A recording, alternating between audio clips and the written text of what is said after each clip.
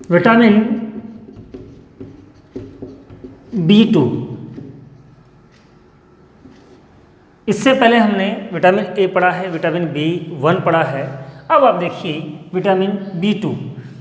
Vitamin B2 जो है इसका वैज्ञानिक नाम जो है वो होता है राइबोफ्लेविन। क्या होता है? राइबोफ्लेविन होता है। विटामिन B2 जो है, इस B2 का वैज्ञानिक नाम जो है वो राइबोफ्लेविन होता है, और इसकी कमी से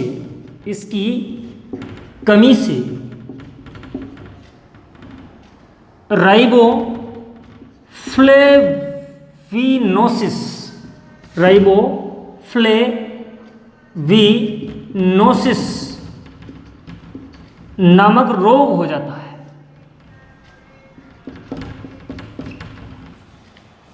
प्रश्न आता है, देखिए कि विटामिन B2 की कमी से कौन सा रोग होता है? हम कहेंगे राइबोफ्लेविनोसिस नामक रोग होता है, या यूं कहें कि राइबोफ्लेविन की कमी से कौन सा विकार उत्पन्न होता है या कौन सा रोग उत्पन्न होता है, तो हम कहेंगे राइबोफ्लेविनोसिस नामक रोग होता है। किसकी कमी से? विटामिन B2 की कमी से होता है।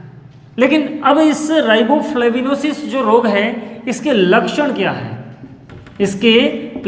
क्या है? कैसे पता लगेगा कि हमको जो है वो राइबोफ्लेविनोसिस नामक रोग हो रहा है? तो इसमें देखिए कि मुंह जो होता है आपका, मुंह व होंठों की त्वचा जो है वो फटने लगती है या उस पर पपड़ियां पड़ने लगती हैं। तो मुंह व होंठों की त्वचा फट जाती है। पहला आपका ये हो गया। राइबोफ्लेविनोसिस रोग का पहला लक्षण क्या है कि मुंह जो होता है वह होंठ जो होते हैं, उन होंठों की त्वचा जो है वो फट जाती है। इसके अलावा जो है इसका जो दूसरा लक्षण है वो ये होता है कि मुंह में छाले हो जाते हैं।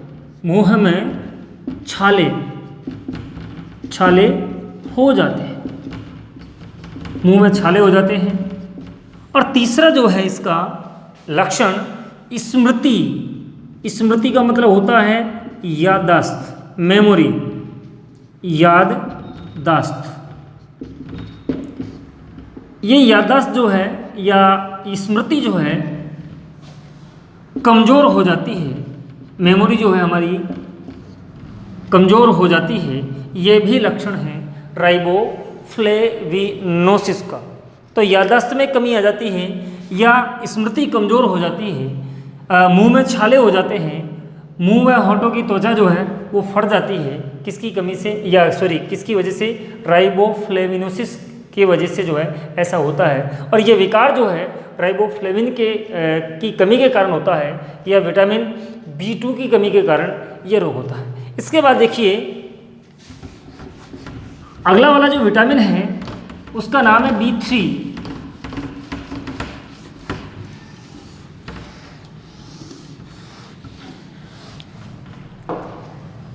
विटामिन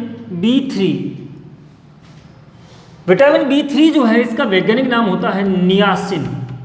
क्या होता है? नियासिन।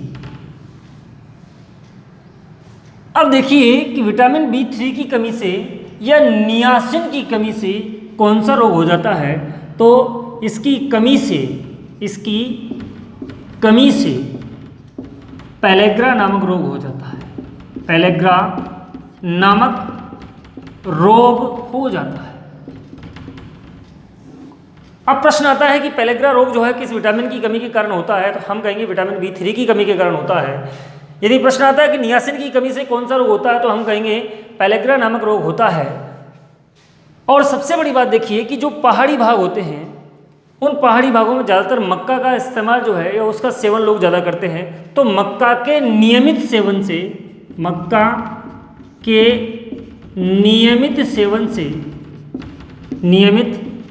से शरीर में नियासिन की कमी हो जाती है। नियासिन का मतलब विटामिन B3 की कमी हो जाती